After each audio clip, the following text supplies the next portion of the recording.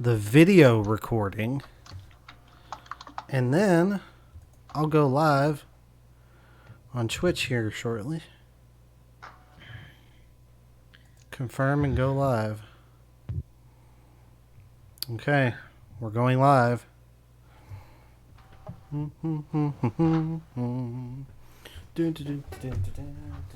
not what I wanted. Should have fixed this before I went live. Should have fixed this before I went live. Should have fixed this before I went live. And I need to turn that off. There we go. We're live. We are? Yep, we sure are. Cool. Hopefully all of our friends come see us. I didn't tweet it out. Should I tweet it out? Yeah, fuck it. Yeah. Okay. One and a hey, I like you. What was that? I opened up Twitch and it brought me to a different stream. Was it a sexy stream? I mean, she's got, like, huge boobs. I mean, but it's not on there. On Twitter. On Twitter, that's where she has fun, I guess, whatever. But she plays Magic the Gathering on Twitch. Oh, my goodness. Nerd.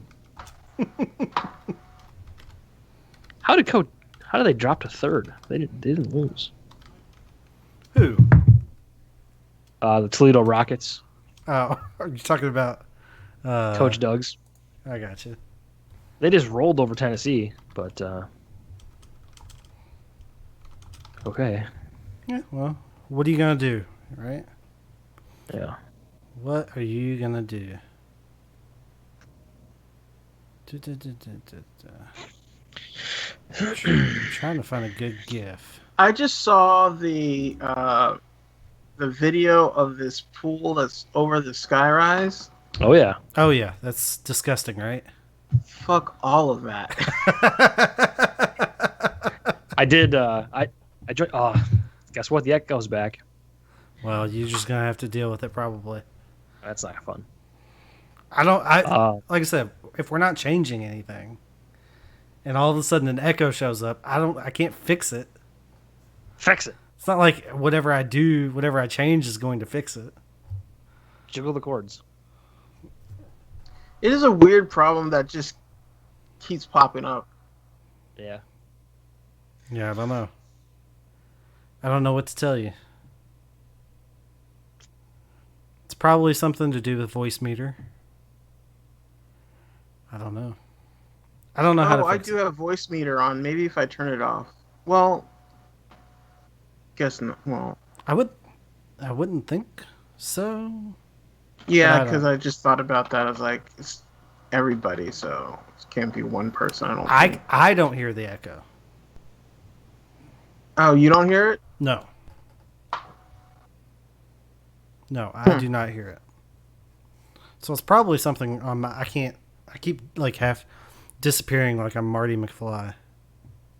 See, I don't like when I open up this browser. It makes me very white, pasty. Good. I downloaded a plugin for Google Chrome for dark mode. Cool. Yeah. So that's what I did. Only problem is if there's a website where you already have dark mode enabled, then whenever it tries to turn that into dark mode, it actually lights it up. It's like reverse dark mode. Reverse. Hey, slide to the left. Yep. 2 hops this time. Right foot, left stomp. Okay. Hands on your knees. There you go. Your video changed size again. Oh, it keeps doing that. See, I don't know, man. Just trying to get shit to work. I don't know what to tell you. What's this extension called? Dark theme for Chrome? Probably. I don't recall. Let's give it a shot. Hands on your knees. I can't wait till we're doing our OnlyFans. Is the echo is the echo still there? It worked. Yeah, the it echo's is. still here. It is not anymore for me. Oh, What it's the gone hell? now. See, I can't do anything about this. All right, well, let's start before we have another tremor. Another ripple effect. All right, There are 3 people here. there are. Oh, it's probably us. Is it all us? I can't. Who's here? Who's here? Let's see. All right, are we ready to get started? Yeah. Okay. All right. In 3, 2.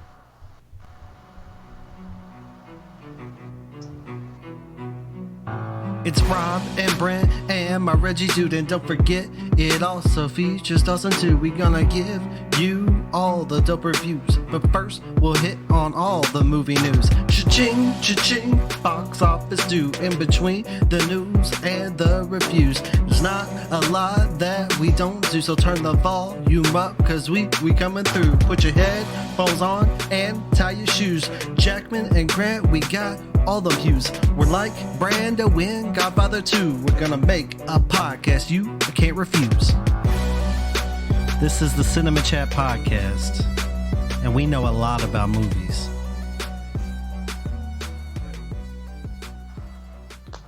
Welcome back to the show, everyone. It's another episode of Cinema Chat Podcast with Rob and Brent and Reggie, featuring Dawson. I'm Brent. I'm Reggie. And I'm featuring Dawson. That's right. No Rob this week. Rob did message us before we were to get started. Said that he's sleep bro, and he's tired, and he's going back to sleep. So Rob didn't make it this week. So 0 for 1. 0 for 1, Robbie. But you got the other 3 of us here, and we're going to talk about Dolemite Is My Name. But before we get there, gentlemen, I have a question for you.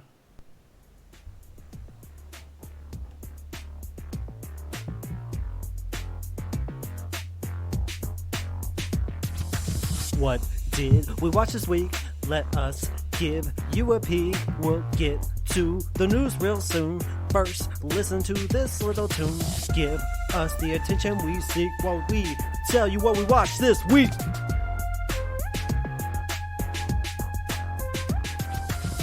Tell them, Rob. What did you see? Tell them. They want to know. Reggie, what'd you see this week? I saw, well, I didn't finish it, but I started The Last Days of American Crime. I fell asleep on it, which I suppose could tell you a lot about the movie. But yeah, I am going to go back and finish it. I did watch that Kevin Bacon, Amanda Seyfried movie, You Should Have Left. It was not. I mean, it's a bad movie, but like, I had fun with it as a bad movie. That's a Blumhouse, right? Yeah. Okay. I just like a movie where like the house is like out to get you. Like that's fun. Yeah. You a big fan of the Insidious series? Yes. Oh my God, Insidious. Except for that last one, which was just like a cash grab, which is weird to say for a movie for that kind of a series. But I was just like, when I was watching, like, oh, you guys didn't really have a story, because like I felt like the story was kind of finished. I was like, okay, I see what happened here. Whatever. But I enjoy it. So yeah, I do. You know, you give me that, or Amityville Horror, or Poltergeist to a certain extent. I like movies like that. Mm-hmm. Okay.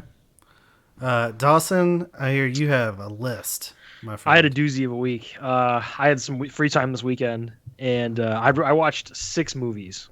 Mm-hmm. 6 whole movies. 6? Yeah. And it's like 5.5, but 6. So I watched. I checked off a bunch of my Adam Sandler, Happy Madison movies on Netflix. So I watched Father of the Year. That one's David Spade and the rest of the Sandler crew. It's basically like his kid comes home from college and he's gonna go start a big job, but his dad's this redneck who lives in New Hampshire, and he gets in fights, and it basically turns into like my dad can fight your dad, but doesn't really. I don't know. It's okay. I'll put it on the same level as like the last Missy. It's not, or the wrong Missy. It's not great. It's okay. David Spade plays a pretty good character. I watched. I started and finished The Last Day of American Crimes. It took me 2 sittings. If the movie was like an hour shorter, it would have been better. But it's almost 2.5 hours long, and it just drags. And there's scenes that should be cut out. Don't waste your time. I watched The Do-Over, Adam Sandler and David Spade, where David Spade has got like a shitty life, and Adam Sandler's an FBI agent, and they fake their death, and then they start a new life in a do-over, and they take 2 different identities of like these basically like drug dealers or whatever, but they don't know that, but hilarity ensues because they all of a sudden become millionaires, and it's good. I like that one better than the other ones. Did you watch anything not Adam Sandler? I did. I watched 2 things not, but so I also watched Sandy Wexler. another Adam Sandler original. I can't believe this is how you spent your week away from your family. He plays a famous Hollywood agent who finds a singer at some kids park and turns her into this giant act. And the movie's kind of like flashbacks of other clients he's had. Who's like, oh yeah, Sandy Wexler is this legend. It's based on a true Hollywood agent, I guess, but it's Adam Sandler. It's not that good. And then I watched Just Mercy. Oh, how was Okay. Michael B. Jordan, Jamie Foxx. I still need to watch really, that. Really good. I mean, I did it today. I didn't want to like build my list, but I'm like, hey, I've got some time during work. I'll put it on. Really, really good movie. Watch it. It's powerful. So Yeah, I need to watch that. Yeah, it's really good. It's tough. It's you gotta watch it, especially because it's free for a couple more days of this month. And then confession time, secret time. I fell asleep during King of Staten Island on Friday night, and I woke up and rented it because I really did want to see it. So I watched it, and I liked it. So that's my 5.5, 6 movies that I watched. Dude, you could have told me, and I would have. I know. I just turned the stream on. I didn't want the shame of like you fell asleep again when you said you're going to be there. So The you money- do it publicly the on the $20. show. You spent $20 to save your shame, and then you come on the show and tell us all Well, but about it's it. worth it here, so people can see it and they can laugh with me instead of I just text you, feel like an a-hole. To see that we can build That that, was a into long part of movie. the story. Okay. It's a long movie. Last night I watched The Karate Kid Part 2 because I don't have anything better going on. And Reggie, I'm watching it, and all of a sudden a young B.D. Wong shows up on the screen. I had no idea. I was shocked to see him. I was shocked to see that. Yeah, so I watched that. It's as good as it ever was, I suppose. And then there was another movie that I watched, and it's escaping me right now, honestly. Motherfucker. What was it? You know what? I guess you'll have to tune in next week to find out what I watched this week, because I don't remember. It was completely forgettable, and I do not remember what it was. So I guess we'll take that opportunity to go ahead and move right along into the movie news. Movie news. Cindy, the news is on. Insightful, Good news. If the headline is big enough, it makes the news big enough. timely, The news goes on for 24 hours a day. well prepared. You like Huey Lewis on the news? Well, I got some bad news for you. Do you want the Aladdin news or the Aladdin news? The Aladdin news? This is movie news.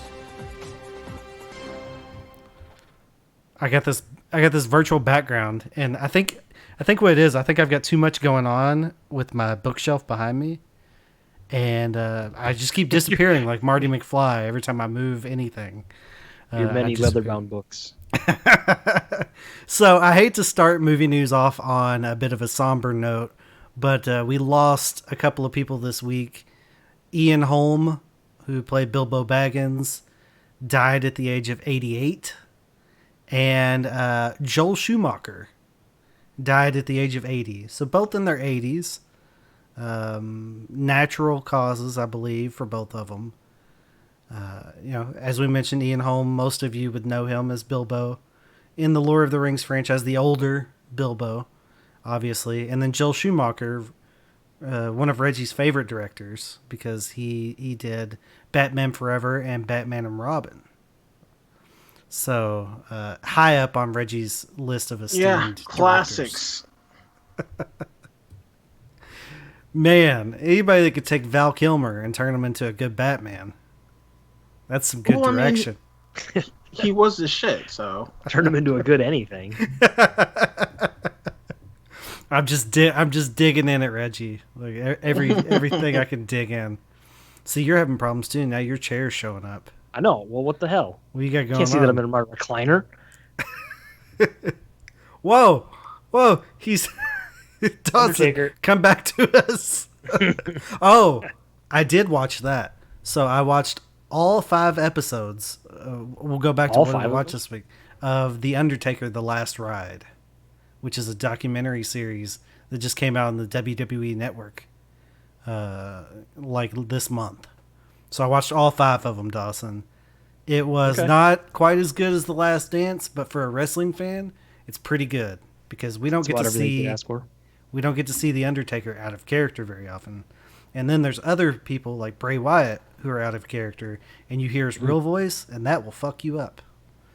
Because you think it's going to sound like Bray Wyatt, but it does not sound like Bray Wyatt. But anyways, that's what I spent a good deal of time on. That was 5 hours right there. So I remembered it. You don't have to come. You can still come back next week, but I'm not going to. Please come back next week. I'm not going to tell you what I watched the week prior.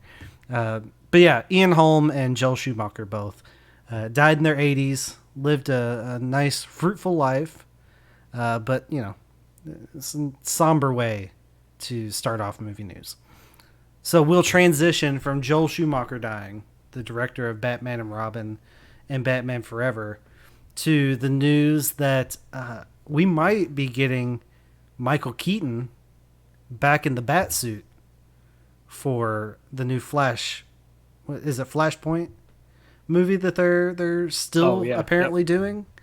Yeah, that movie that's not gonna come out. Dude, they've got me so hyped for that movie. If they're gonna go back and Michael Keaton's gonna reprise the role of Bruce Wayne in Batman, I'm way more too. Like I want it to happen. I just don't see it happening. I hope you're wrong. I hope you're way wrong. I know Ezra Miller's all about it. Like he wants to write the script and things like that. So I know he's in it, so God willing we'll see this.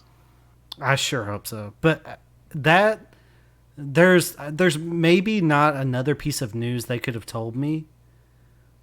You're just giving me that little hope that that's going to happen. That would excite me more than Michael Keaton coming back to play Batman. Because I love Michael Keaton's Batman. Like, him and Christian Bale are, right there. Hey, my hands are showing up. Right there for me. I've loved both of them. And to see him sort of reprise and see them play with the continuity of the universes a little bit like that is a really cool idea. And I know that that's kind of the whole point of that story, right? Is to mess with the universes, and it sort of was supposed to be their way of introducing that multiverse thing into what was going to be the DC universe, which they could still do loosely if they wanted to, utilizing that. But I think it's a good idea. I was excited to hear it. Sounds like you guys were excited to hear about it as well. I'm in. Yeah. I'm here for it. So let's see. What else do we have? I want to play with my list here a little bit. Jamie Foxx is going to star in a fucking Mike Tyson biopic, which apparently this was announced 5 years ago and nobody remembers it. But there was a picture that came out of him just fucking shredded. And I have to say, if there's anybody that could pull off Mike Tyson, I think Jamie Foxx has the best chance to do it. I think Jamie Foxx is going to nail this role, and I'm excited to see this movie coming up. I don't know when it comes out, but hopefully we'll be able to go to a movie theater comfortably because I'll be there opening night for that shit. I think Jamie Foxx is like proven himself over the last 15 years to be like a tier 1 actor. And if his work that he's done in previous biopics like Ray is any sort of indication of what he can do, I think this is going to be a knock out of the park. I think it's going to be great. Yeah, it's going to be it'll be really good. I like Tyson's story is interesting enough as it is, but you get an actor like Jamie Foxx to do it. Yeah. And I love a good sports movie and a good biopic, right, Reggie? And a boxing movie. Reggie's 3 favorite things. Oh yeah, I mean, well, yeah. Like it's gonna be interesting because I mean it's Mike Tyson, and that guy is, to say that he's complicated is like an understatement. Mm-hmm. But yeah, it would be interesting to see and do and whatnot. So yeah, I'm interested. Yeah, no, I think it'll be a good time for everyone. Something else that could be a good time for everyone, and I know that Reggie is probably the most excited of all of us for this. Maybe not. Maybe you'll surprise me. But Hamilton's coming out on Disney Plus next month. Actually, is it July 1st? Is that the release date? July 3rd. July 3rd. So by the time this comes out, we'll be a week away from the release of that. And they were talking about it on Twitter, and Lin-Manuel Miranda had talked about the censoring. Because we talked about it whenever they first announced it, and there's quite a bit of cursing in Hamilton, so much so that I was surprised that Disney Plus was sort of the avenue that they were taking for it. But he said that the entirety of the story is intact. Everything is there. The only thing that happened was there are 3 instances of the word fuck in the story. And he said that they had to remove 2 of them so that they could get down below the R rating to the PG-13. So he said he literally gave 2 fucks so the kids could watch it. So they sacrificed 2 F-bombs in order to get the PG-13 rating. That is not nearly as shackling as I thought Disney would have been before putting it on Disney Plus. So I was, I guess, pleasantly surprised. I would prefer if they went with the R rating and got a completely unfiltered version of Hamilton up on a streaming platform.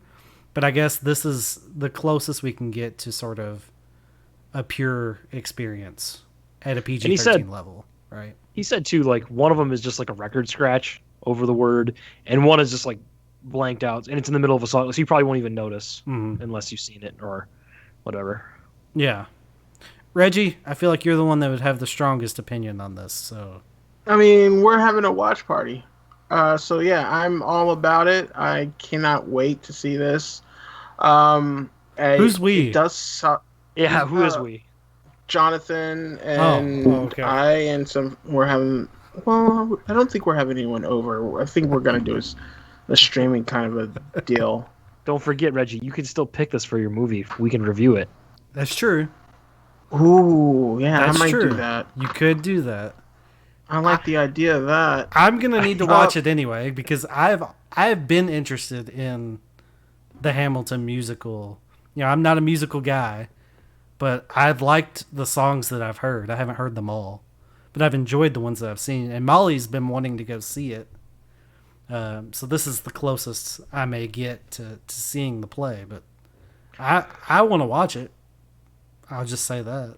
So I wouldn't be bummed out if you were, made that your next pick. Oh, I think I'm gonna stick with my original pick.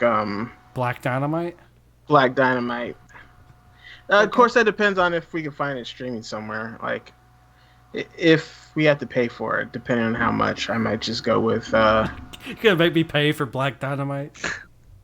All right. Well, no, I mean, we'll do whatever you want to do. Whatever you want to do, bro. Whatever you want to do. But yeah, so Hamilton on Disney Plus, not nearly as bad as I expected it to be. So that's sort of good news, I think. Also in the good news category, it's been a roller coaster ride with AMC here as of late. And they've sort of been in bankruptcy problems, and all of a sudden they have all this money. Then they don't know if they're going to be able to open. They're going to open on July 1st, then they're going to open on July 30th. They've got all kinds of things going on. It's up and down with them. Whenever they announced their reopening plan, they said they weren't going to make patrons wear masks. It wasn't going to be mandatory. All employees would wear masks, but the people coming to watch the movies did not have to wear a mask. People obviously got pretty upset over that. The fact that, some people got upset over it. Enough people got upset over it that AMC has changed their stance on masks, and now masks will be required if you're going to view a movie in an AMC theater. Couple things about that. One, I'm glad that they did that. It makes me feel more comfortable about my potential return when that happens. But people aren't going to wear a mask during that movie. They're going to wear the mask to get the ticket, to walk into the theater. They're going to sit down in their seat. They're going to take off the mask. How am I supposed to eat popcorn? They're not going to have people going in there, sitting for a whole movie. They're not going to have employees coming in to check to see if you're wearing a mask. No. They're already worried about how much money they're losing and worried that they're going to go bankrupt. They're not going to be paying employees to consistently go into movie theaters and pull people out that aren't wearing their mask, which is another thing that's like, for a section of the population, like, you remove someone from a theater for not wearing a mask. There's a whole segment of the population that's going to be upset about that, right? Yeah. So, I don't know what to do, but I know that I'm happy that someone's going to attempt to enforce some sort of a mask policy in the nation's biggest movie theater chain. I thought that was positive, but it all comes down to the fact that no one's going to follow it, I guess, is my problem. Yeah, my little theater chain up here has been open for 2 weeks now, I think. No mask requirements, nothing. And I'm like, we're a tiny town, and there's been like 100 cases in our county, but like, it's still, I just wear a mask. What percentage capacity are they at? I think they're at 25% right now. You can have pretty decent social distancing at 25%, but you're still in that recirculated air, which is the biggest issue. Yeah, and like my theater, some of the screens are smaller than the one that we're sitting in right now. So this is a expansive theater. My hand's gone again. Yeah. So we'll see. I mean, they released their schedule for the new movies coming out this Friday, and it's all classics: Lord of the Rings, Return of the King, Jurassic Park, stuff like that. I just have no interest in sitting in there and seeing them. I read a story that Jurassic Park made like $300,000 this week, but then I went to Box Office Mojo and it's not listed anywhere. I saw it was closer to 500,000. That's impressive. Yeah, it was the number one movie in box office news. I know the drive-in around here was playing a double feature of Jurassic Park and Jaws, and I wanted to go. I wanted to go so bad. Couldn't make it work. The drive-in up here, one of the theaters is doing a drive-in, and their first one they're doing is a double feature of Back to the Future and E.T. God, see, that's the kind of shit that makes me happy. Like, I want to be able to see those, but there's just no way I'm gonna be going to a theater anytime soon. And you know what? While we're talking about going to theaters anytime soon, I kind of wanted to touch upon a story that we talked about. So I have in my movie news notes, we need to talk about Christopher Nolan. So I will Reggie? turn the floor over to you, Reggie, and let you go. Okay. Here, last time we talked about it, I was like, you know what? I get it. You know, he wants to make some money, so do you, Christopher Nolan? That was kind of my first read on it. But then I was thinking about it, and the more I thought about it, the more I thought about Christopher Nolan's types of movies, and like his movies, I think there are certain directors. Nolan is one of them. That their movies benefit from seeing them in theaters, because you're just not going to get the same experience seeing a Nolan movie at home unless you have like a high-end television. Even then, it's not the big screen. Or a 120-inch screen that can go up to 300 if I had enough space. Yeah, but you don't have the sound. You don't have the sound to go with it. Yeah, so I was thinking about that, and I was like, I'm kind of pissed at him for forcing this in theaters, knowing that I don't know. It feels like it's putting people in danger for your own ego. When it's like there's so many studios that are like, we're just gonna push this back for whatever reason, but part of that reason is safety, and for him to just be like, so people are going to have to choose whether they want to see a Nolan movie and risk their health or just not see it in like the best way possible. And I was like, that's really a shitty thing to do. I don't know. Like, I just feel like that's something that like people aren't talking about that maybe should be talked about. Like that seems like a real bad move. Yeah. So whenever you said something about, I was glad that you said something about it, because after we talked about it, I sort of had a similar opinion after the fact. It's like, I understand sort of his thought process behind, like, he's always been a huge proponent of the movie theater experience. And that's part of the reason that he makes these movies that lend themselves to the movie theater experience. Like, he really wants people to go see them in the theater. So he makes movies that are, lend themselves to the theater experience. The problem then becomes, like, he's so into the theater experience that he wants to be the person that brings people out of their homes and back into theaters, because he sees theaters struggling, and he's like, I want to be the guy that helps protect the theaters, the guy that brings people back into movie theaters because they're going to want to go to see my movie. I understand all of that, but at the end of the day, like you said, Reggie, like, you're putting people's health, and for some people, putting people's lives in danger just so people can go see your movie, and movie theaters can maybe get sort of semblance of a normal existence back. And right. It's irresponsible. It is, in my opinion. Someone has to be first. But I don't know that we need the first one to be a movie that you almost need to see in the theater. Right. Like, that's the problem. Because I really want to see it, but I'm not going to go open it. I'm not going to go sit in the theater with people. Same. Especially with the insane amount of cases that are...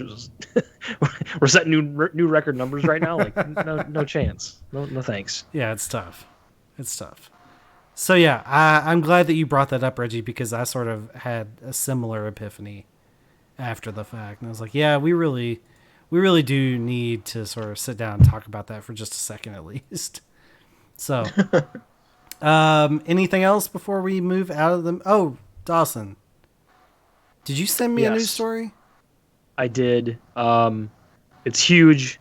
We're getting one of the best movies from the 90s is being rebooted. We're going to hope you buckle up. There's going to be flying cows in 2022 probably. I'm talking about a Twister reboot. Is it a reboot or a sequel?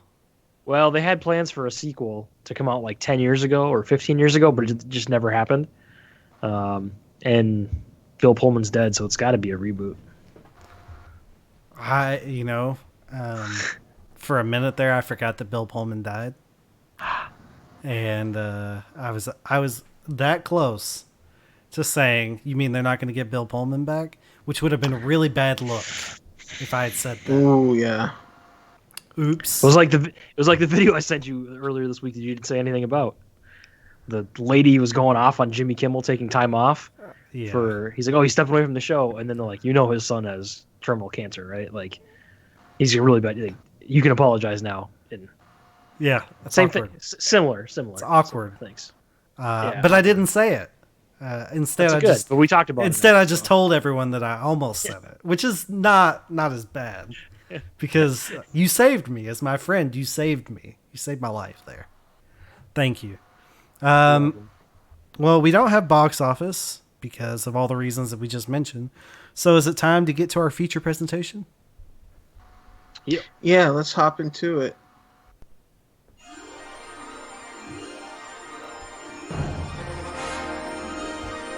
And now, our feature presentation.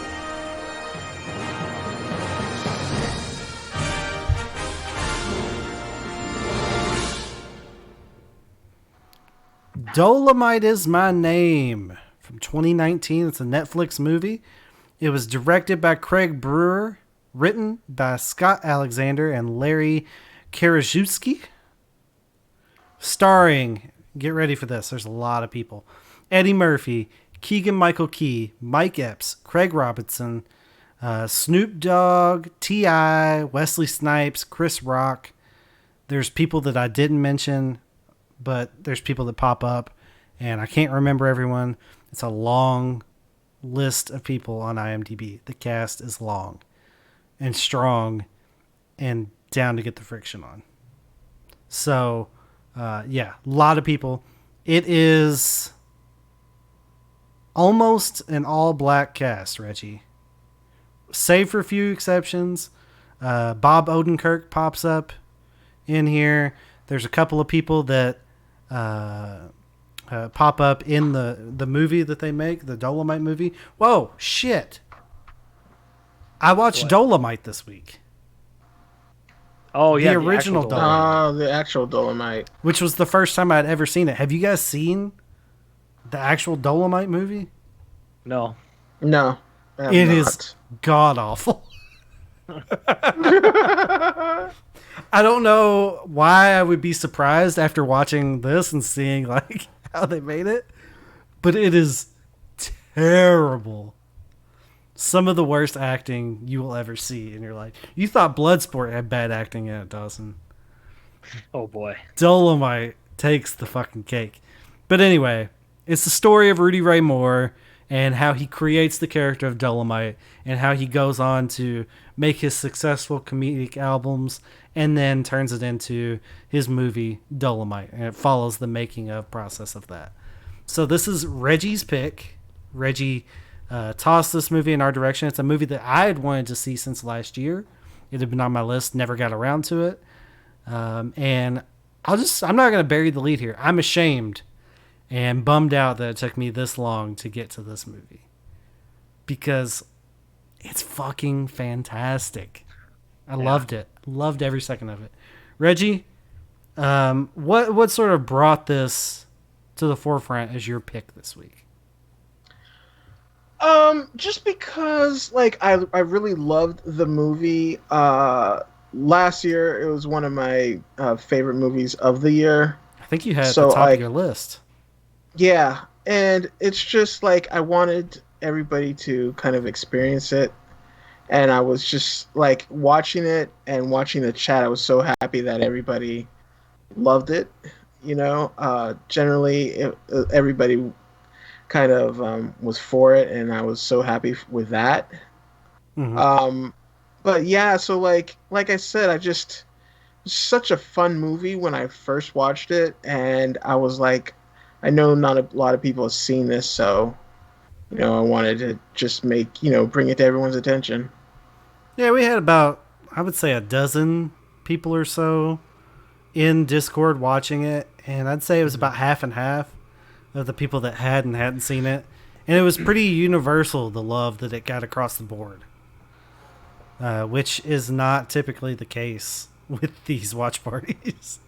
Yeah. There's usually at least a small contingent of haters whenever we watch these movies. But this one, even Meowth, who was in there, she was like, I'm digging the accents and the costumes.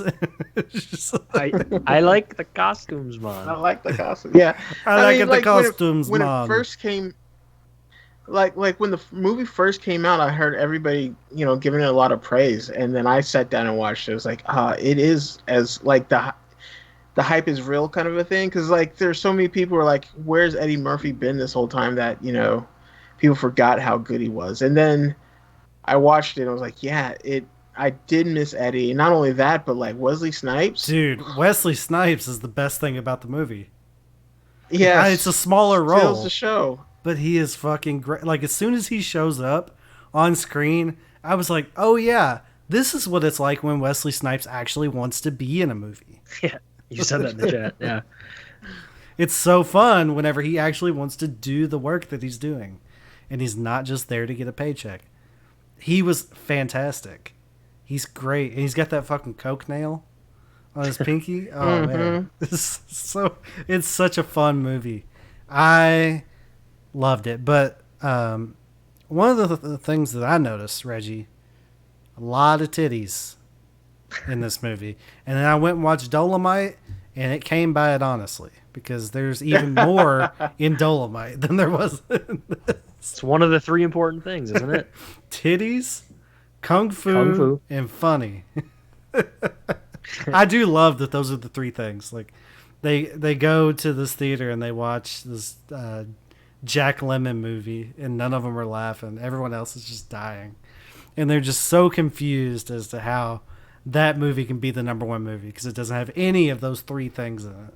Doesn't have funny, doesn't have kung fu, doesn't have titties, and Dolemite Is My Name has all of those. There's an army of female ninjas in this movie. Right? This movie has everything. Okay, it really does, and I was about as pleased as I could be with pretty much everyone's performance. Like, I would have a hard time picking someone out that I didn't enjoy in it. You know what I'm saying? Mm-hmm. Oh, yeah. Dawson, you had seen this, right? Yeah, I watched it back. I think after we did the 2019 recap show, and Reggie was so high on it. I think I watched it after that or just before then. And I liked it. I loved it then. It's better watching it with people, just to see what you guys are all picking out on. Because I liked it the first time, but I liked it way more watching it with you guys. And that happens a lot, I think, in these watch parties. Especially in comedy movies, because it's not... Like, I might chuckle, but then if we're going back and forth on something, I get more out of that chuckle. Yeah. So, yeah, for sure. And you mentioned Reggie being so high on it at our end of 2019 episode. And if I'm being honest, that's sort of what scared me away from it. Because it's sort of like that thing that Reggie said, like, when people are so high on it, there's almost this thing like there's no way it could live up to the hype, right? Sure. So I saw that and I'm just like, he put it as a number one movie, and I'm like, I really want to watch this, but I feel like I'm going to be disappointed. And then it just sort of slowly fell off the radar. And then I wasn't even excited. Excuse me. I wasn't even excited to watch it on Friday. I was just like, all right, well, we'll watch this. It'll probably be pretty good. And I bet it wasn't 3 minutes in, and I was hooked. Like, I was ready to go, ready to rock, excited. The soundtrack kicks ass. The soundtrack is amazing. It's so good, and the acting's great. Yeah, and like, one thing that I loved about it was, it's not your typical biopic or a biopic. Like formula. Yeah. Or biopic, yeah. Because usually you have the part in the biopic where somebody is like, I don't need you guys, where they're like, everybody go screw yourselves and it's all about me, and then they have to realize that they do need help. And like, that didn't happen. And I remember the first time watching it, I watched it with Jonathan, and I looked at him and I said, dude, they're setting me up for I feel like they're setting me up for a heartbreak here. Like, I was so nervous because like I was rooting for Rudy. I was rooting for everybody because I wanted them to make this movie. I wanted it to be successful, and like, I was just waiting for the moment where everything falls apart and they all just like fail, and it didn't happen. And it's like he was true to himself and to his people and all that, and like that was fun. And it's nice to have people to root for and like no assholes. Like even Wesley Snipes' character was a bit of a dick, but he was hilarious. Like he had some of the best lines, like brown sugar melts and I had forgotten about that. I'm brown sugar. I'll melt. And you know, sometimes you see in movies where it's like one person is in a different movie than everybody else. I kind of felt like there were moments like that, but like those different movies kind of all worked. Because like Keegan Michael Key was playing like not a straight drama, but he was like playing the straight man, you know, for Which this is weird. comedy. Which is weird for like a comedy, like, and weird for him, but like it worked, you know. And there were also like messages of like, you know, there's a moment where Queen Bee is like, you know, it doesn't matter how this plays out. It's nice to see somebody that looks like me on the screen. And I was like, yeah, you know, like things like that is why I really loved it. And then on top of it, it's just fucking hilarious. Yeah, for sure. No, I couldn't believe how funny it was. Like I'd sort of fallen. Eddie Murphy had sort of fallen out of favor with me, I guess. Like, what was the last Eddie Murphy movie you saw before Dolemite Is My Name that you enjoyed? It would have to have been like one of the Nutty Professors, probably. Probably the first Nutty Professor. Yeah. See, for that me, I can remember. For me, it's Dreamgirls, which was in 2006, which is not even really his movie. But you know, I never saw Dreamgirls. It was fine. It was fine. What about what was that one he did? I Spy with Owen Wilson. Ugh. Owen Wilson. Oh wait, there were the Shrek movies. Dude, yeah, that doesn't count. Come on. It's they're movies, but there's a big difference in voice acting and being on screen, I think. That's true. I am not debating whether or not there's talent involved in voice acting, because there absolutely is. But I mean, there's a package that comes with actually having to be on camera that is a little different. Tower Heist with Ben Stiller in 2011. Yeah. Was that any good? I don't know. I didn't see it.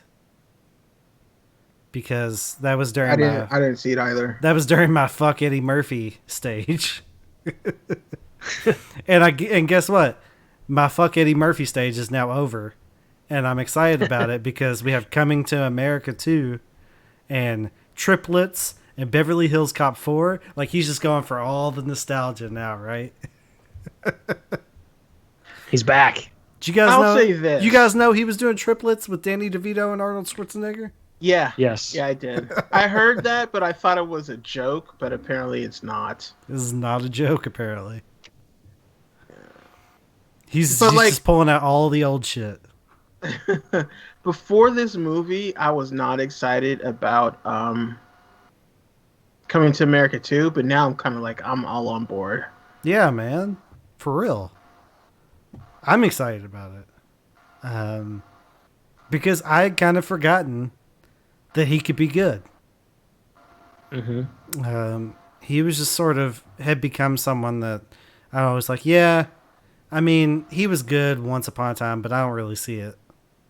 Like, it's almost like I would intentionally avoid him if I needed to.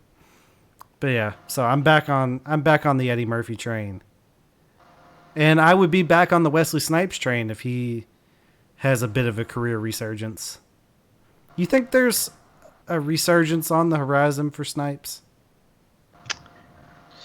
Demolition Man 2 is coming out. I don't think he can be in that. Well, I want to say yes, but I mean, I've seen some of the straight to DVD movies he's done, and I don't know. He's just like 2 steps ahead of Michael Jai White. Oh, I don't know. At this point, I would rather have Michael Jai White. His Okay. movies are bad. I mean, Wesley Snipes has got Outbreak Z coming out soon. We should also mention that they're both in Coming to America, the new one. Yeah.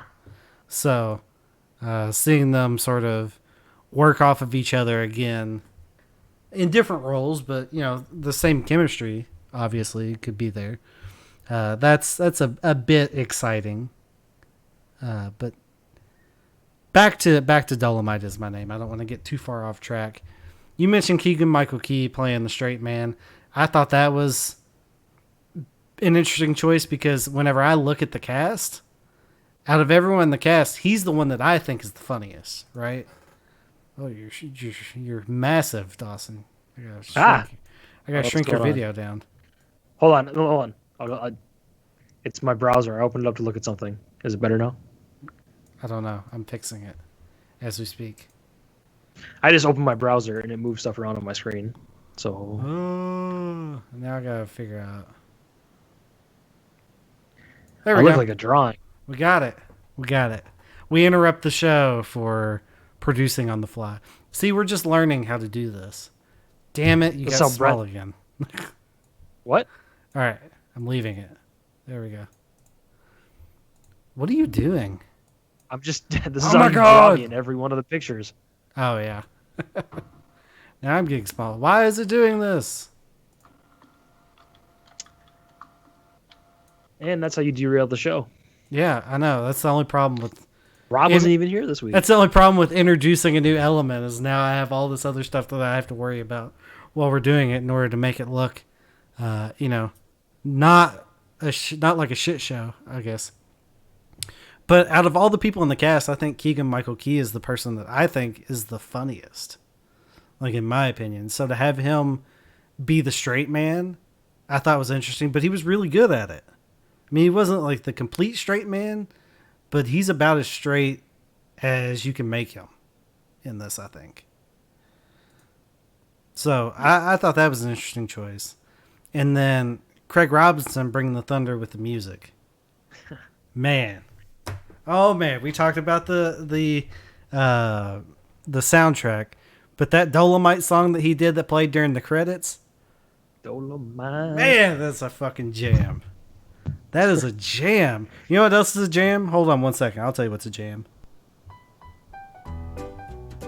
It's the question of the week. Your answers we seek. Question of the week. Movies. That's amazing. That's a great song right there.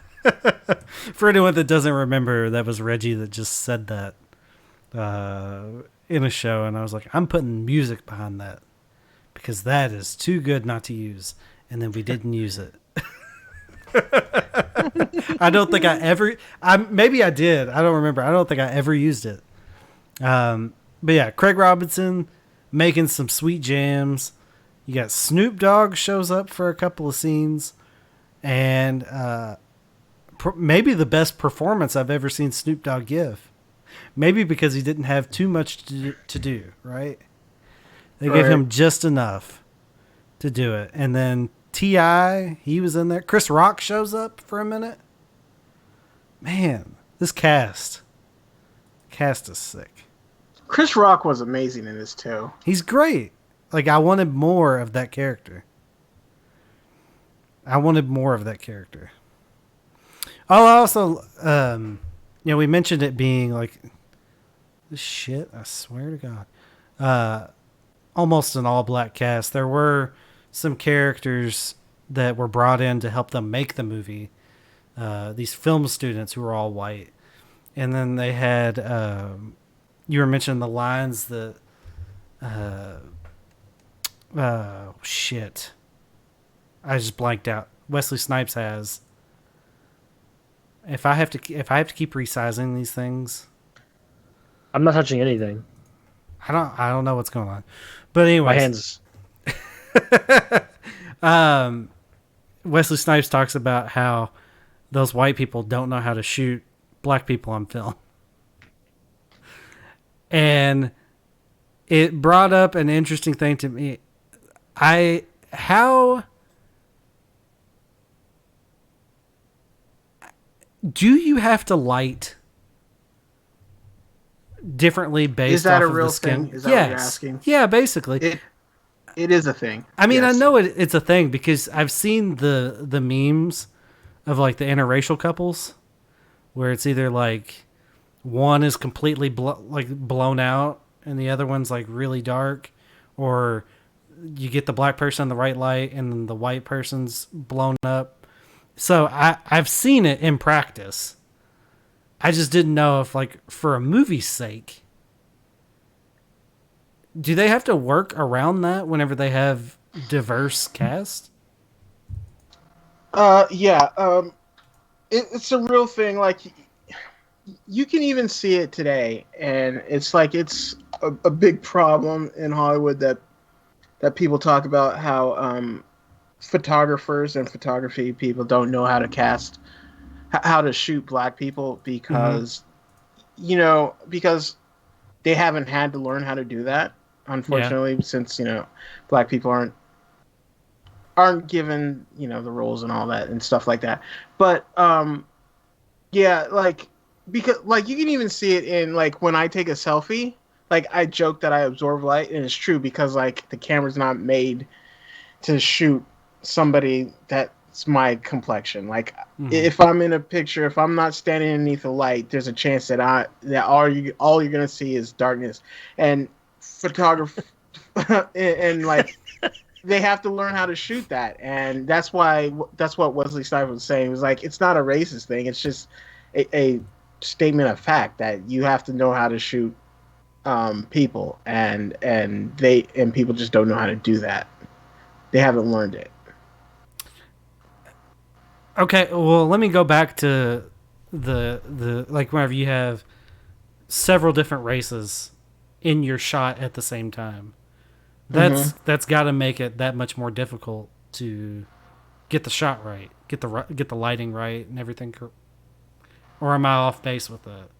Because that was something I know you said that that's something that's been talked about. It's not really something that's been on my radar, and it's not something that I've really noticed. And whenever you said that, I was like, yeah, I guess that would be a problem. So I'm kind of trying to work through it. And I probably should have done some research before I got on the show and started talking about it. But I would assume that movies like, take for example, Fast and the Furious, when you've got Tyrese, Vin Diesel, and Paul Walker all in a shot together. There's 3 different skin tones. And you've got them all standing, like, there must be a way to light it to where it works for all of them. Like, you wouldn't have to light each of them individually or anything like that. I sound really fucking stupid right now, and I know it. They just carry a big light over the. I'm trying to work through it. I think it's. I don't. It seems like it's. I mean, because like I'm washed out on my camera right now, and I can't figure it out. I don't know. My camera sucks. I look great. Dawson looks. I mean, great. how they do it, I don't know, but God. You do well. Yeah, I couldn't tell you the technical thing behind it, but like I know that it is something that you have to learn how to do. Yeah. It's not something that I'd really thought about, and I'll give this movie credit for something that was actually a joke, but crafted in a way that it does sort of bring issues that face black actors and black people in general to the forefront without making it like a talking point, I guess is what I would say. Like using humor to bring to light issues in the industry, I think is a very powerful way to do that in some ways. So, yeah, no, it was interesting to me that they brought that up. So, We got Wesley Snipes. We got Eddie Murphy covered. We talked about Keegan-Michael Key. We talked about Craig Robinson. We talked about Chris Rock. Who are we forgetting to talk about here? We got, what was her? Divine Joy Randolph, who played Lady Reed. Who's maybe the next biggest character between her and Jimmy, played by Mike Epps, which Mike Epps was kind of Mike Epps, right? Like, I feel like Mike Epps is the same guy in everything I see him in. I don't see a lot of variation from Mike Epps in anything. I like Mike Epps, but I pretty much know what I'm going to get whenever I see him cast in a movie. Mm-hmm. You guys on board with that, or am I off base? Yeah. No, you're right. Yeah, but I had never seen her in anything before. Are you guys familiar with her? I'll look at her IMDb really quickly and see if anything pops out. I didn't know anything that she was in. She played Pound Cake in Empire, which I did not watch. She's done a lot of TV. She does a couple voices in Trolls World Tour. Yep. So yeah, I'd never seen her before. I thought she was good. Whenever I watched Dolemite, it seemed like they cast an actress in this that was bigger than the actress that they had in the actual Dolemite. And I don't know if that was a conscious decision. Because, Reggie, like we were talking about, where they bring to light the lighting issue. Maybe that's them trying to get someone that maybe looks a little different than your typical starlet up on the screen. And I think that there were even some lines thrown around about how she, maybe when they're riding in the limo, is that right? Like, there some scenes where they talk about like body image and body positivity and stuff like that. So I think that it may have been a conscious decision to get someone a little bit bigger in there. But I thought she was great. Like, she fit right in with the cast. Like I said, I don't know her from anything. She's worked a lot in television. But I thought she was really good. I was impressed with her. I mean, I was impressed with her too. I was impressed with everybody, really. I mean, it's just a great cast in the way they fantastic brought it all together. Yep, it really and like it's really rare to see a cast with this many stars on it without it being a really bad movie, or like you get hyped up for a big cast and then they're there for like a scene or like 30 seconds and then they roll out and it's okay. Or you get bamboozled. It's like, hey, see Bryan Cranston in Godzilla, and then he's gone, right? Like something like that. But this is, even if they're for 5, 10, 15 minutes, they're still, this cast is crazy. For sure. Absolutely. And they did a really good job of working everyone in and getting everyone an appropriate amount of screen time. Generally speaking, if they had a small scene, they got more than one scene. Mm-hmm. So they didn't have anyone in there that just sort of popped in and then was gone and never came back. So I thought they did a really good job with that. I thought since Rob's not here, I'll go ahead and say it, the pacing of this movie, for a movie that is right around 2 hours, I thought the pacing was good. It never really lets up. It's always going. I feel like there's not a lot of wasted frames in this story. The script is pretty tight. And there's not really anything that I would want them to cut out, because even the scenes that are there that maybe aren't totally necessary to the plot, if they're not necessary to the plot, they are funny. They're definitely bringing them in to have them be funny. And then I was reading about some of these scenes in this movie don't happen in the actual Dolemite movie. Mm. They are like tipping the cap to other Rudy Ray Moore movies. Yeah, which I haven't seen them. So, but yeah, I guess like the Cadillac police chase scene is not in Dolemite, but that's in the next movie he does, and there's a couple lines they do that get brought in from other movies. So that's cool. I thought that was pretty cool when I was looking at the trivia. You got 24 hours to get out of town. 23 of them are already gone. That's such a great line. I love watching him like prepare the day before they start shooting. It's like that's reading his script and that's the line he's delivering. It's so good. I would say if you're interested, Dolemite is on Amazon Prime, and like I said, it is bad, but there are several scenes that you see in this movie that are in that, and kind of funny to look at it. Like the acting is way worse than you would think, based off of the performances in this, but some of the action and like the scene where he's doing the karate and tossing them into the car. Like, there's a reason they made it look bad in Dolemite Is My Name. It's because the source material that they're recreating is pretty much that bad. But I would say if you're interested at all, and if you like bad movies kind of a little bit, like, go watch it through that lens, and there's some joy to get out of it. It's definitely it's a cult movie, and I can see why it's a cult movie. It's a cult movie in the same way that The Room is a cult movie, right? But I have a new appreciation for it watching this and then going to watch it than I think I would have if I had just watched it. Sure, that makes sense. So seeing what went into making it, sort of. And I don't know how accurate this story is. I don't know how much they changed or what have you, but I think it definitely added to the movie. So, are we ready to give scores? Do you feel that same way when you watch The Disaster Artist and then The Room? No, I love The Room from the get-go. Okay.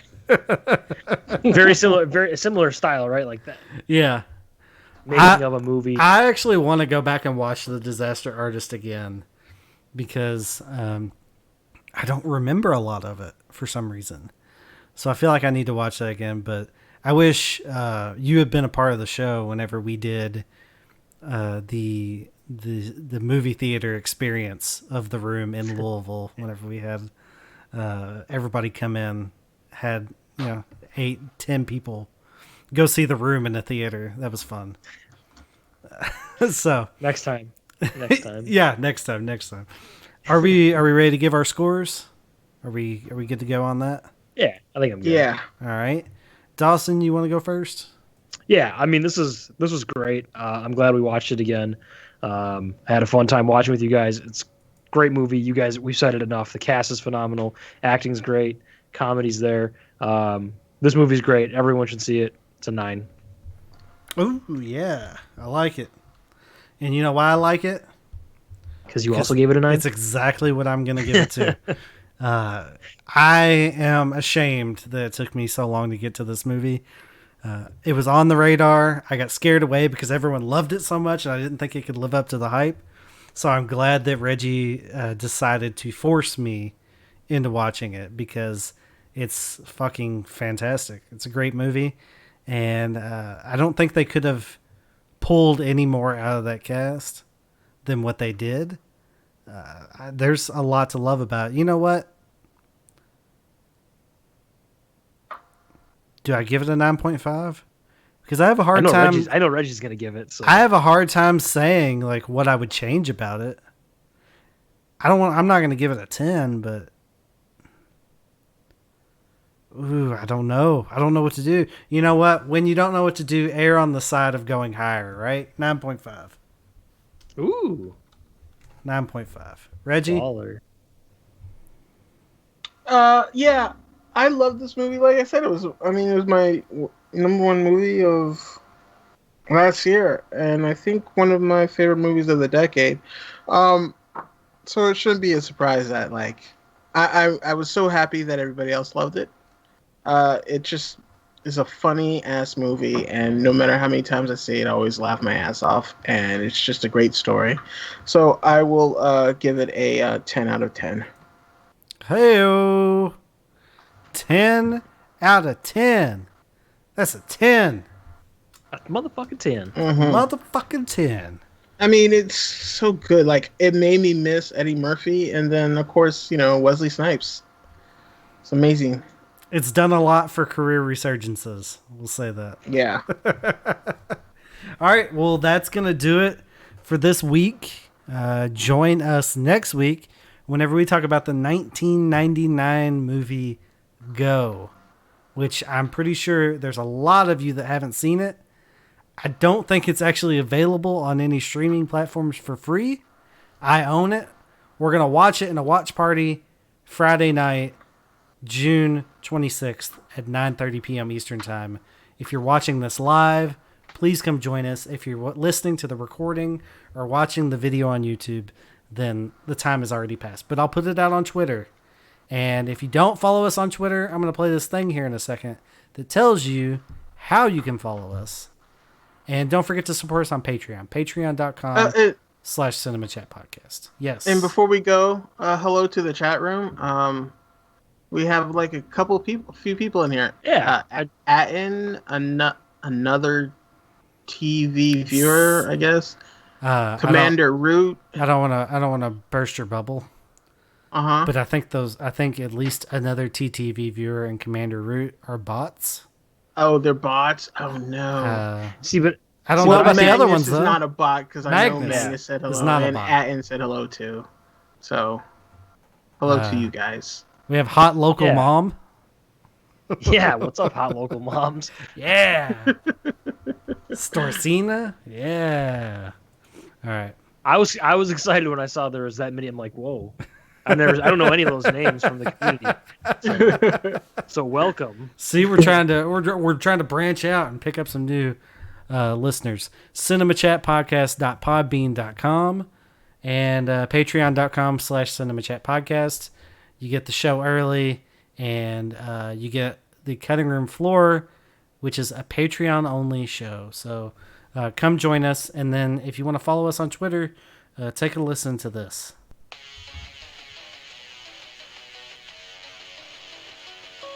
You don't need to follow me.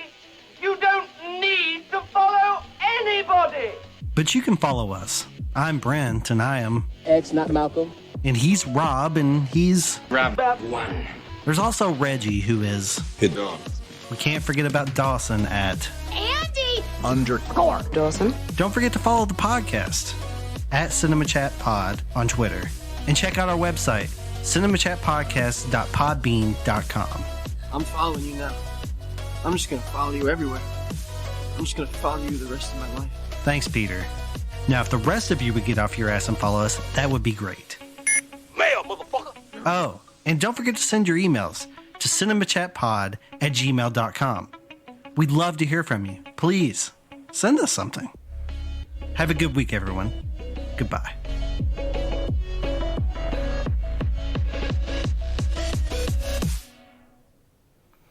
You know what we didn't do?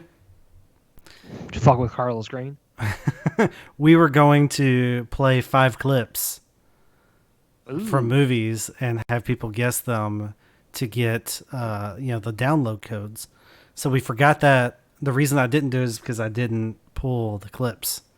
Oh. So what I want you guys to do before next week's show is I want each of you to pull a clip, or just tell me a clip that you want pulled from a movie. Not too difficult, but not too easy. Like, I don't want like hasta la vista, baby. Don't give me that. But 5 of them. They have to get all 5 of them. You 3, Rob, Reggie, and Dawson, come with 1 clip. I'll pull the other 2, and then we'll have it. Like, you don't have to pull it. You just tell me, and I'll get it. How about? Okay. I'll make it easy on you. So thanks. All right. Well, bye everyone. Boy. A swish.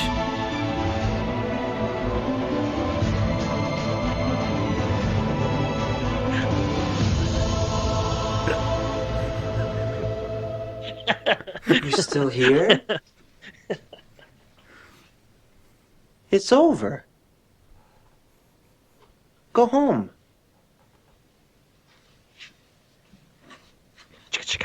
Go.